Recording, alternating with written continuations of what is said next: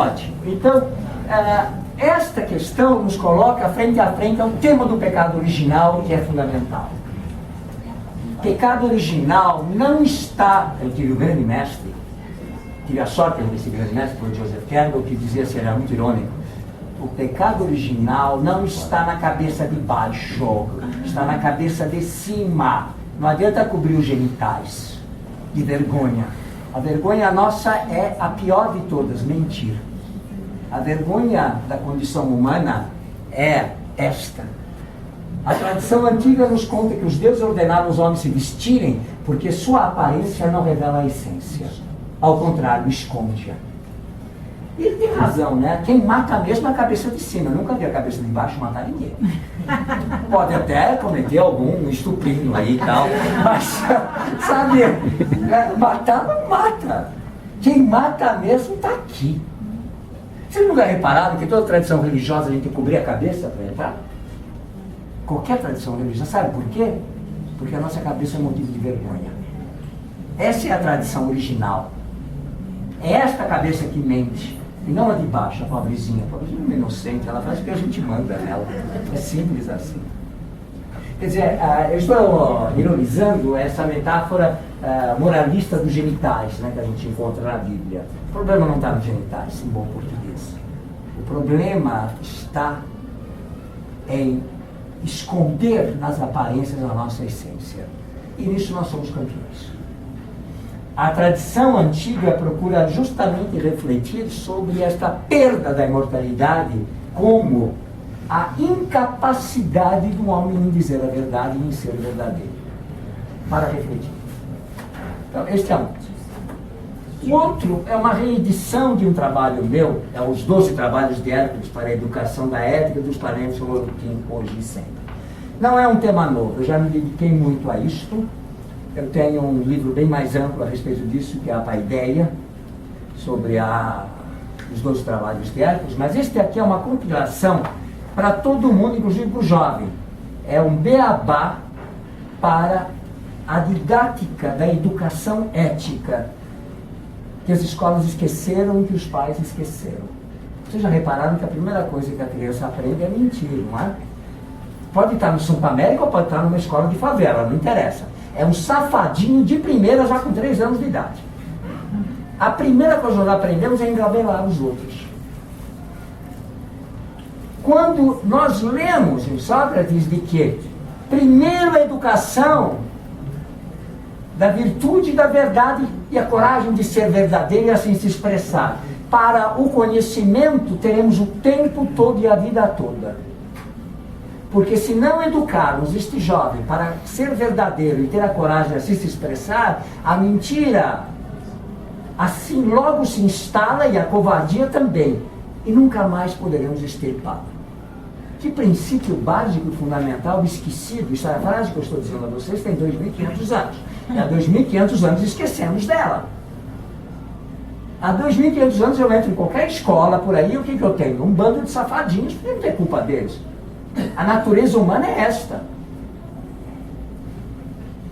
Ou você a educa desde cedo, como disse muito bem Platão na República, aliás, desculpa, foi Pitágoras, muito antes, eduque este jovem e você não precisará aprisioná-lo quando adulto. Simples, mas que educação é essa? Essa palhaçada que nós temos nas escolas? Esse espetáculo de coisas inúteis, alguém se lembra do que aprendeu nas escolas? Fora aprender a ler e escrever, sinto muito. Alguém está lembrado dos mapas que faziam? Da tabela periódica, por acaso? Dos teoremas de Pitágoras? A ênclise, mesóclise e próclise, alguém se lembra disso? Alguém se lembra? E sabe para que aprendeu isso? E análise sintática? O horror dos horrores do colegial. A troco. Agora, aprender a falar como deve, ninguém aprendeu. Aprender a escrever decentemente, ninguém aprendeu.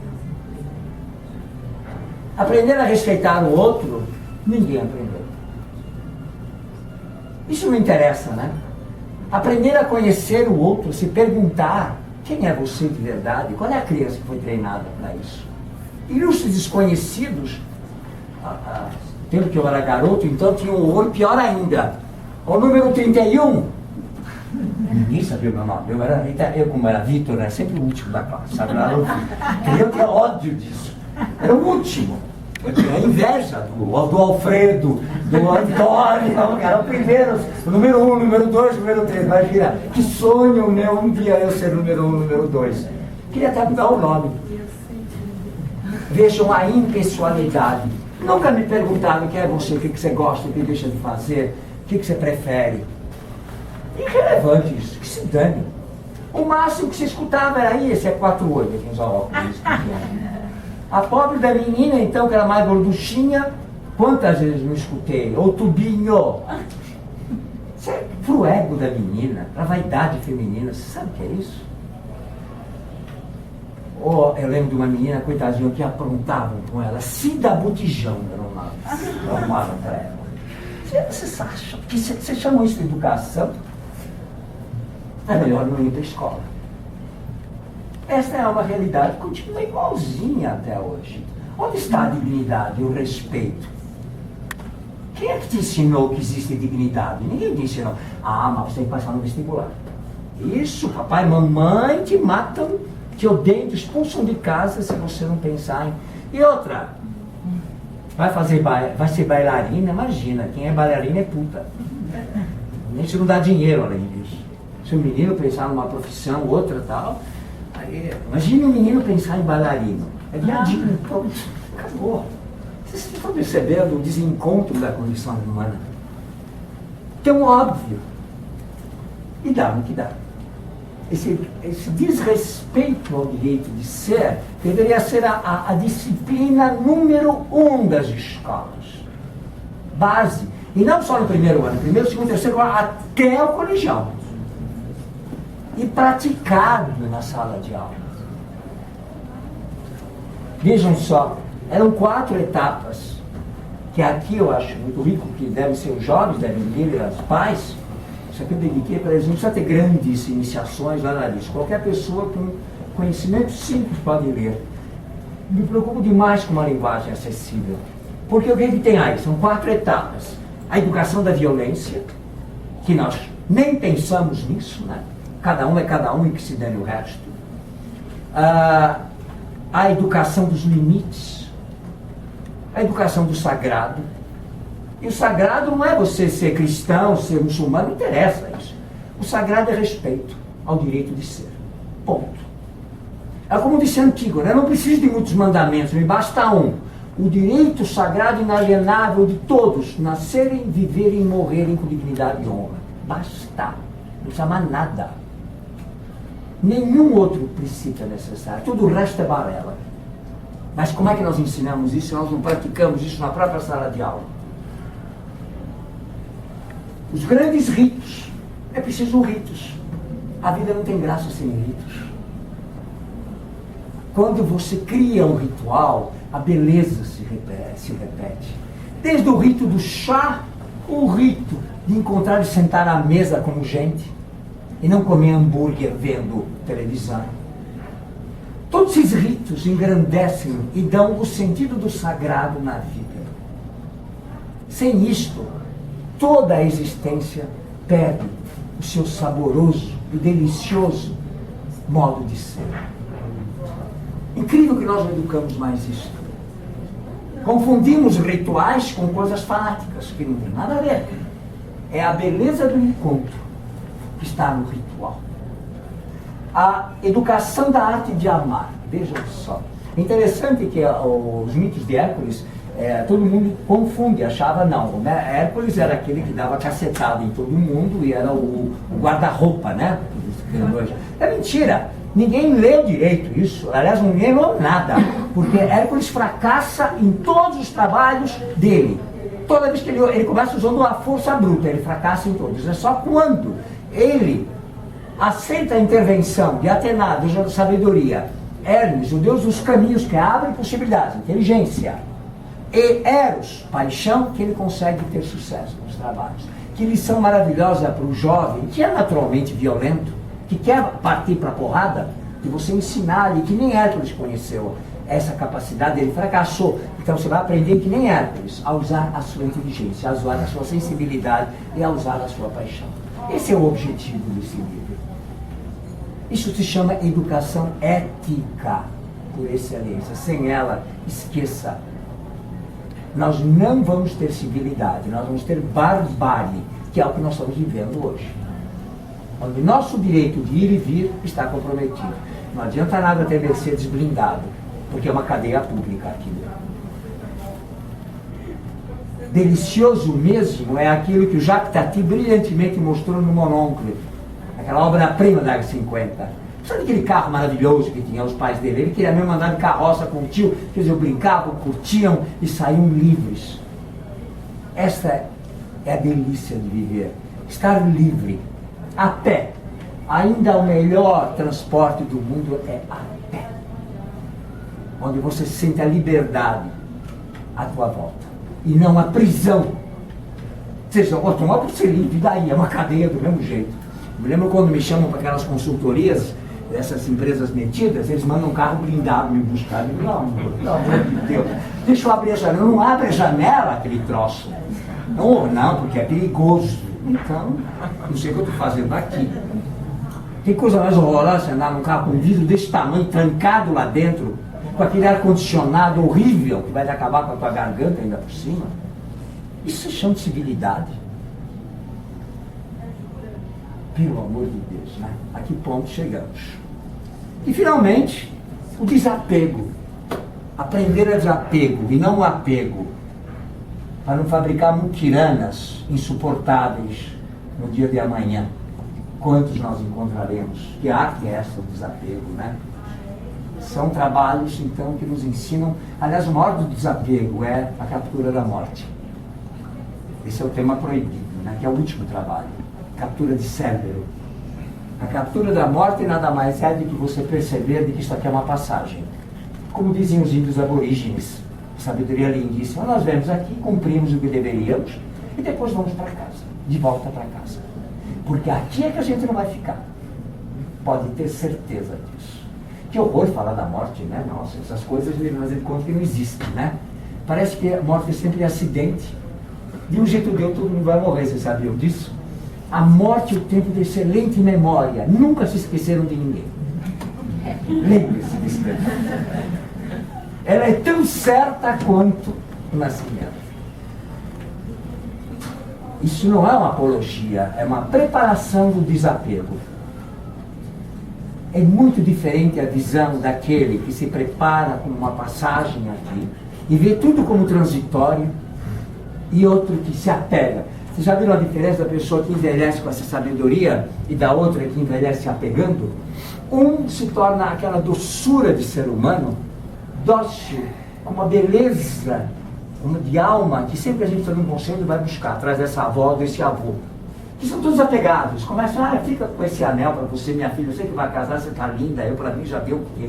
Já serviu. Tem aquele desapego maravilhoso. E há outros que se pegam, eles são os famosos bodes velhos. Vocês conhecem? Tem essa arte da vida, de se tornar de uma beleza incrível e de se tornar um horror. Feio por dentro e feio por fora a um só tempo. Precisa muito cuidado. Finalmente, vamos ao terceiro, esse que me deu mais trabalho. Esse é um audiolivro, A Psicopatologia dos Mitos. Vejam só, o sentido dos sintomas, a terapia e a cura do Antigo Egito e Grécia ao século XXI. São 27 seminários, 20 anos de catação e de seminários aqui. Isso aqui me deu um trabalho danado. Aliás, tem muito que agradecer. O Henrique, por exemplo, me ajudou, o Adolfo, que está aí, gente que me ajudou tremendamente num trabalho que é insano, de 20 horas, 28 horas, aliás, não é isso? É 28 horas de áudio para você editar todos esses seminários. Ficamos trabalhando uns 3 anos em cima disso, está aí o resultado. Qual é o que eu queria com isso? Sabe o que eu queria mesmo? Era conquistar o sentido dos sintomas, o sentido da existência, o significado do nosso corpo, esta linguagem metapsicológica que tanto nos desafia na compreensão. Até hoje nós entendemos direito o que significa estar doente. Nós ainda temos essa mentalidade cartesiana de que nós somos uma máquina que vai ficando com defeito e, portanto, um dia pifa. Isso vale para a velhice, ok, mas jamais vale para o sentido da doença. Jamais vale para aquilo que Hipócrates nos chamava tão bem atenção. Quem não ama adoece. Quem se desvia de si mesmo adoece. Nós nunca sentamos para refletir sobre isso. A gente tem um problema, sai correndo aí para o médico, ele que arruma a solução. Ou o psicólogo, então, quem quer que seja. Mas nós não somos responsáveis, entendeu? Isso é um acidente. Esta corresponsabilidade nossa com a saúde e a doença foi completamente esquecida. E o espetáculo está aí, né? A obesidade é um exemplo típico, né? E outras coisinhas mais, né? A civilização dos depressivos, agora está na moda ficar depressivo. Na minha época de jovem, estava na moda ter angústia existencial. Vocês lembram disso? Entrar em fossa, a gente falava fossa, né? Estar deprê, a gente dizia. Eu achava um saco, para falar a verdade, tudo isso. Eu me lembro que a gente frequentava, eu era da PUC, né? Eu era filho da PUC, mas eu ia encarar o pessoal da USP lá no Café Paris, lá do Cidade Universitária. E lá todo mundo se encontrava para ficar assim na mesa, enchendo a cara e ficar na fossa. Tudo palhaçada, claro.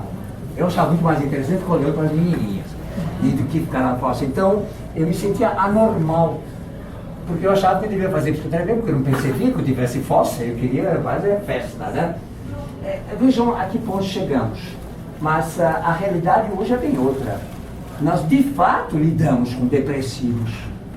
Nós de fato temos uma síndrome de burnout muito frequente. E as razões são lá óbvias, absolutamente óbvias. O corpo fala. Você sabia que o corpo fala? Alguém já ouviu o corpo falar? Já obedeceu o seu corpo? Nunca. Nós tratamos nosso corpo como um saco de batatas. Existe um mito que celebra esta linguagem, que é a construção do homem à sua imagem e semelhança do divino. Inclusive dizem assim, olha, Deus construiu o homem à sua imagem e semelhança. Ok. Então, os gregos, quando faziam os deuses com aquela cara de deuses,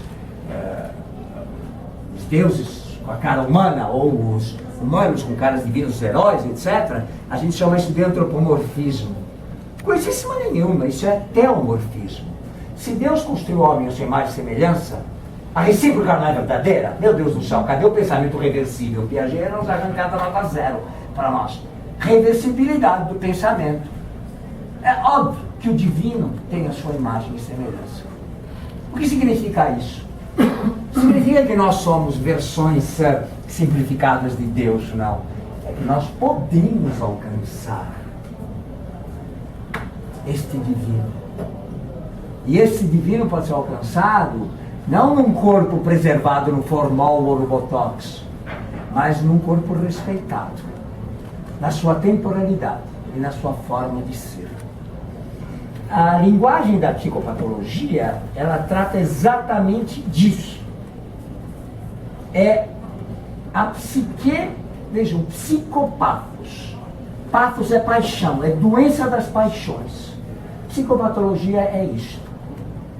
E os mitos são a melhor linguagem, porque é exatamente quando os seus mitos só sobram é que você adoece.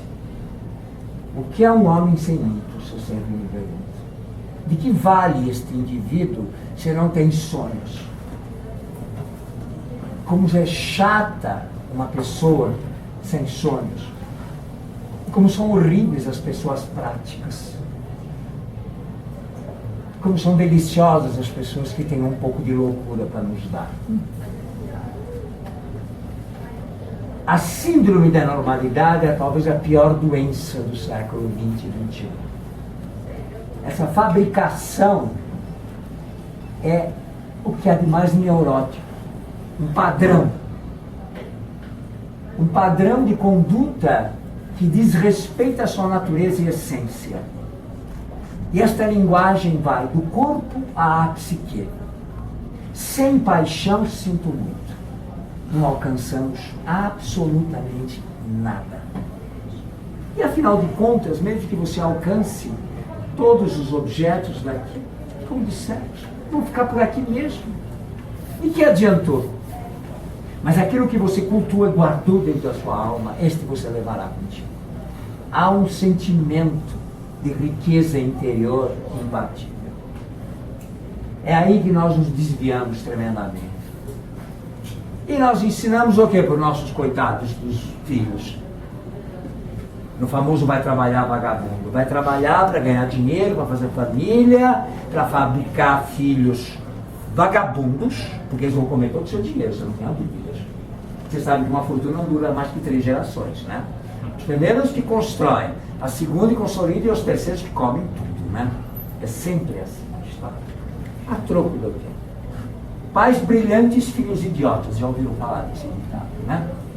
Triste realidade. Para que isso? Ah, porque eu tenho que proporcionar meu filho. Dê cultura para ele. E não objetos. E não sonhos imbecis de ficar rico quando crescer. Não vai levar a nada. A linguagem da psicopatologia é essa. E a principal linguagem que ela nos chama a atenção é esta. É quando você é um traidor de você mesmo. Não existe certamente nenhum pensador mais brilhante nisso do que Nietzsche, no século XIX, por isso que ele foi excomungado pela igreja, claro. E foi execrado, talvez, o grande pensador sobre a arte de amar que não entrega seu coração. Esta é a psicopatologia dos mitos. A psique tem que falar através do corpo. E o corpo fala não numa linguagem tola, mas numa linguagem, vejam só, vocês vão achar que eu estou falando palavrão, orgiástica. Alguém sabe a etimologia de orgiástico? Eu daria meio ponto na nota, sabia? Ninguém vai saber. Mas sabe sem saber. Vem de orgion em grego, que derivou órgão, órganon, organização, porque em grego orgiástico é orgiástico. Como assim? Orgiástico para nós é bacanal, é baderna, é o contrário de organização. Aí está o erro.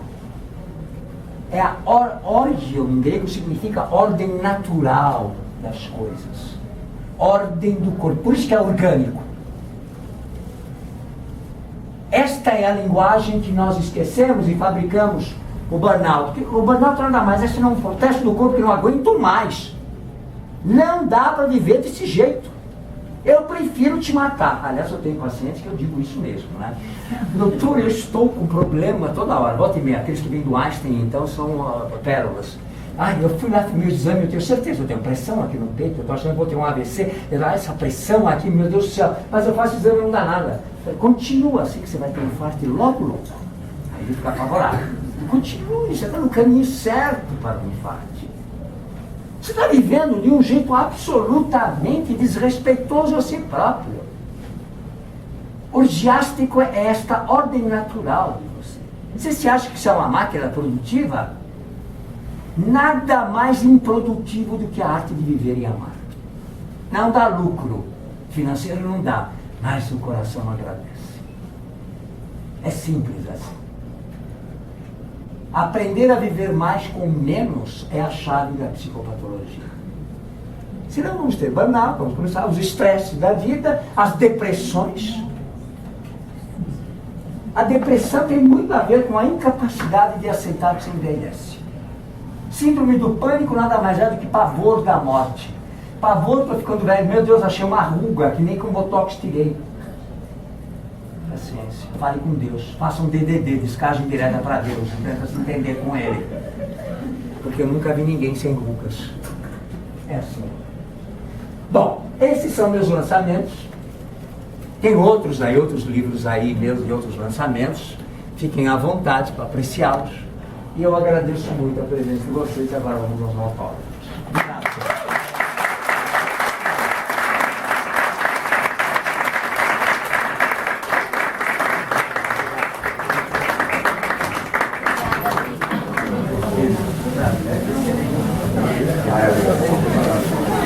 Amor, nós vamos pegar carona.